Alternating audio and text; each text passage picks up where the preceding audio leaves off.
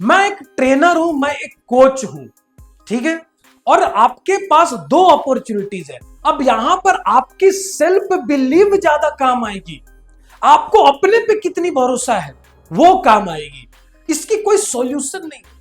हाँ, अब मैं कुछ कैटेगरी मैं भी रखता हूं कि ये स्टूडेंट्स की चांसेस तो है कि वाई कंपनी में सेलेक्ट हो सकता है, लेकिन वो भी कहीं ना कहीं प्रोबेबिलिटी पे थिंग्स है। मुझे भी थोड़ा शॉकिंग लगा कि ये लड़का अच्छा है पढ़ाई में, ये रिजेक्ट क्यों हुआ। एंड मैंने जस्ट इंटरव्यू के बाद मैंने खुद कॉल किया कि तेरा इंटरव्यू कैसा गया।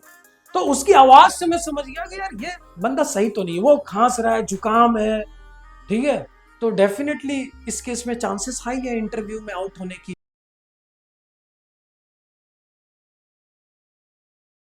हेलो जीएमई एस्पायरेंट्स, आज मैं एक इंपॉर्टेंट वीडियो लेकर आया हूं जहां पर काफी सारे स्टूडेंट्स को एक कॉमन डाउट होता है।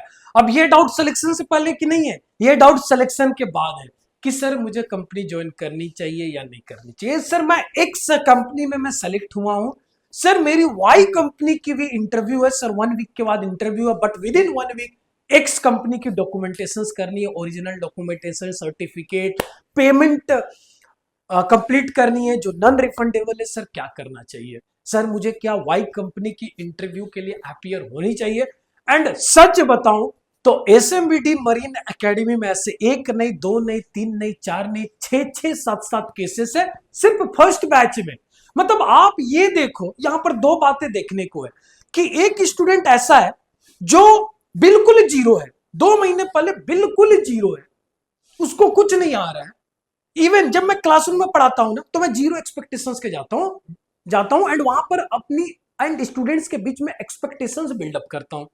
और सारे एसएमबीडी मरीन एकेडमी के फैकल्टी की सबकी अप्रोच सेम होती है। एकेडमी की ये रूल है कि आप जीरो एक्सपेक्टेशंस लेकर जाओ एंड एक्सपेक्टेशंस को बिल्डअप करो between you and us. Clear? तो अब द थिंग इज, एक स्टूडेंट आता है जिसको ये नहीं पता है कि what is isothermal process, adiabatic process, first law of thermodynamics, second law of thermodynamics. वो विद इन 2 मंथ्स में दो तीन बड़े बड़े कंपनीज में सेलेक्ट हो रहा है। अब उसके पास चॉइसेस है विद इन 2 मंथ्स। और मैं यहां पर ये नहीं बोलूंगा कि with in 2 months, with in 2 months, 2 months, ये 2 महीने के पीछे इतनी हार्डवर्क छिपी हुई है स्टूडेंट्स की भी और फैकल्टीज की भी। ईच एंड एवरी फैकल्टीज पूरी 1000% एफर्ट्स लगा के पढ़ाते हैं। जब इंग्लिश की ट्रेनिंग होती है तो इंग्लिश की फैकल्टी पूरी 1000% अपनी एफर्ट्स लगाते हैं कि बच्चा को अंग्रेजी सिखाना है, मतलब सिखाना है। मैकेनिकल के फैकल्टीज पूरी जोश के साथ स्टूडेंट्स को मोटिवेशन के साथ थिंग्स को पढ़ाया जाता है। एंड यहां पर बहुत ज्यादा टाइम फैक्टर पे हम लोग बिलीव नहीं करते हैं कि 9 to 5। अगर स्टूडेंट्स को डाउट है तो स्टूडेंट यहां पर 6-6 7-7 बजे तक अपनी डाउट क्लियर करके रूम जाते हैं। यस। तो अब मैं अपने पॉइंट पर आता हूं कि ऐसा क्या हो रहा है। तो ऐसा थिंग्स है, मॉक इंटरव्यूज हो रहे हैं, टेस्ट सीरीज हो रहे हैं, मैकेनिकल, मरीन, स्पॉन्सरशिप, टेकटॉक। अभी आपको ये नहीं पता होगा कि स्पॉन्सरशिप टेकटॉक क्या होता है। ये सब्जेक्ट्स होते हैं, एमईटी के सब्जेक्ट्स हो रहे हैं, प्रैक्टिकल्स चल रहे हैं, मोटर्स ओवरऑलिंग एंड ऑल। तो कहीं ना कहीं एक वाइड आपकी नॉलेज बढ़ रही है। अब उसके बाद स्टूडेंट्स दो दो कंपनी में सेलेक्ट हो रहे हैं, कोई कोई स्टूडेंट तो सेलेक्ट भी हो गए। अब यहां पर स्टूडेंट मेरे पास आ रहे हैं कि सर मुझे कौन सी कंपनी ज्वाइन करनी चाहिए। क्या मुझे एक्स कंपनी ज्वाइन कर लेनी चाहिए, मुझे वाई कंपनी की इंटरव्यू के लिए रुकनी चाहिए?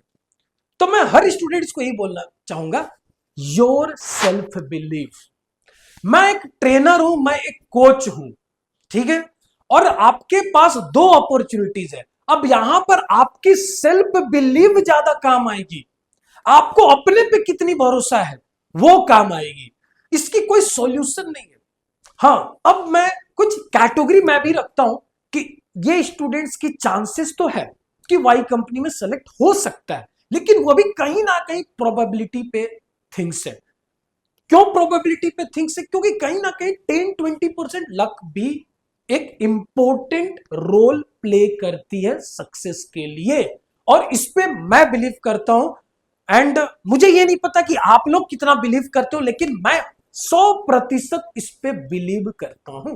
तो हो सकता है कि 10-20% लक आपकी फेवर में ना हो सकता है जो 4-5-10-20 रातें जो आपने इंटरव्यू से पहले दी है डेडिकेटेड के साथ वो शायद अगले इंटरव्यू से 2 4 5 दिन पहले ना दो।